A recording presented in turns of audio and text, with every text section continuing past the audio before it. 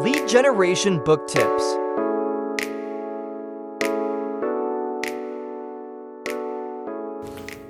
I'm probably going to get some criticism for what I'm about to tell you, but I'm going to do it anyway. And here it is.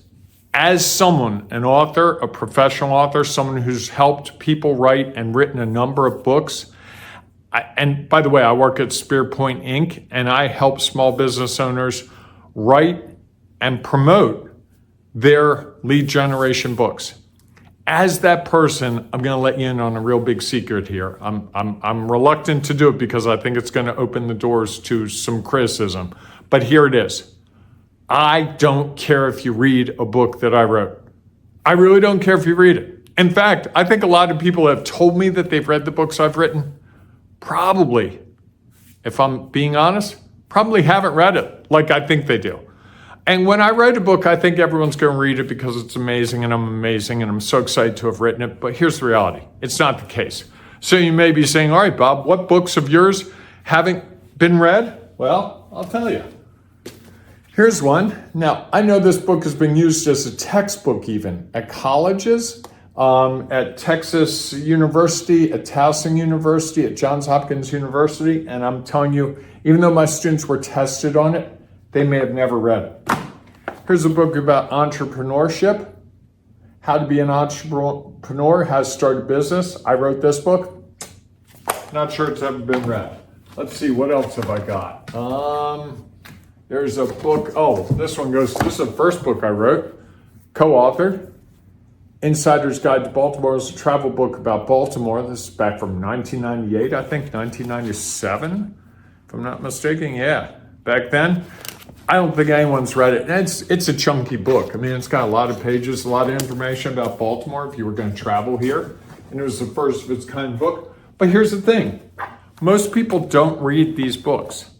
And I'm okay with that because here's the thing. When I tell people that I co-authored a travel book about Baltimore, you know what they say? Wow, you must really know the city. What's a great restaurant to go to? Hey, is the aquarium that nice? Is it worth the money? Hey, how's the Baltimore Zoo compared to other zoos?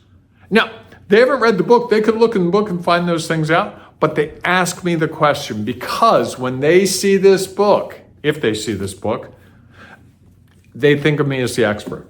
So, when you're thinking about small business owners, the Renegade Way. How entrepreneurs, business owners, and leaders carve their own unique pathway to success. Now, this book is 119 pages long. It's got a lot of words. It took me a while to write it, about 4 months, 3.5 months. And my goal with this book, honestly, was to help small business owners, one, feel like they could be successful in business, and two, I wanted to get coaching clients because I coach business owners as well. And so this book was basically saying, you can pursue your idea of being an entrepreneur, and I know how you feel, and what you're going through, and that's what's in the book. Now, if you read the cover, The Renegade Way, and you read that subheading, that subtitle I gave, and then you read the back. On the back, it just talks about my ideal client and customer and how I help them. That's all I really want someone to look at. Or if they open to a page and skim it, they'll get some more information. But I don't expect anyone to read this book cover to cover. By the way, if you're someone who read the book cover to cover, thank you very much. Disregard this whole thing. But for you, the people who are being realistic there, most of us don't have time to read all these books. I've got all these books here that I've skimmed, I've read. Here's one, Getting Unstuck. I skimmed through that. Here's a book about presentation. I've actually taught this book in colleges. This is a great book. This is a book I think I've read page by page. Stephen King's book on writing. Best book on writing, by the way. Read it cover to cover. 10 Rules, Leonard Elmore's 10 Rules for Writing. Oh, wow. Found some notes there. I read this book cover to cover because I was really interested in the topic. But here's the thing. I don't need to read the whole book to understand that Stephen King is great at it. I read part of it. Here's a book, The Epic Keynote. Been working on writing a keynote presentation. This woman wrote a book. I actually looked at this book online, found this book online, and read the reviews of it, and actually joined a group that this woman runs because of the fact that she had the book. And I loved the title, Epic Keynote. That title showed me that she's the right person for me. So I joined her group and I started to gather information. Because she had a book, but I didn't read the book. I bought the book, I've skimmed through the book, but I haven't read it cover to cover.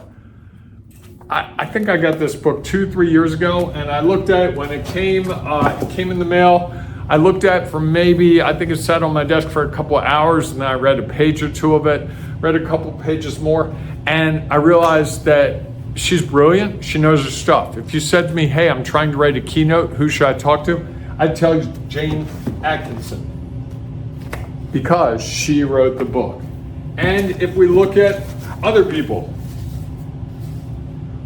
David McCullough, The Greatest Journey, Americans to Paris, book my mother keeps telling me I should read that I haven't read yet. But my mother recommended this book. She gave it to me and she keeps asking me about it and I haven't read it.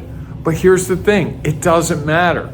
I know that he's the expert. When I see him on TV, when they talk to him, when there are interviews with him, I know he's the expert. And it's true of these other people that you see on the books.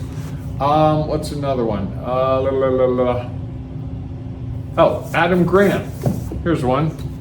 How Nonconformists Move the World, his book Originals. This is a great book. I've read parts of this book. I've read some of his books. It looks like I got to page 4 of this book because I marked the page I was on. I've skimmed it from time to time. I've seen interviews with him, but he is the expert on this topic. And so you don't have to be the expert on the topic. You're the expert on my library of this topic. These people, all these books, Jeffrey Gitmer's Sales Bible, Alec McKenzie, The Time Trap. I can go on and on and on. Confessions of a Public Speaker by O'Reilly. Is that right? No, Scott Burkham. I can go on and on and on with you. The 12 Irrefutable Laws of Leadership by John C. Maxwell. All these books, Arthur Brooks, Saw Him Speak, From Strength to Strength, Finding Success, Happiness, and Deep Purpose in the Second Half of Life. These are my go-to people on these topics because they are in my library here. Lack of Success by Brian Rassi. Saw him in a conference and he was giving away this book. If I'm talking to someone who's struggling with success, I might refer him to Brian because he's written a book about it.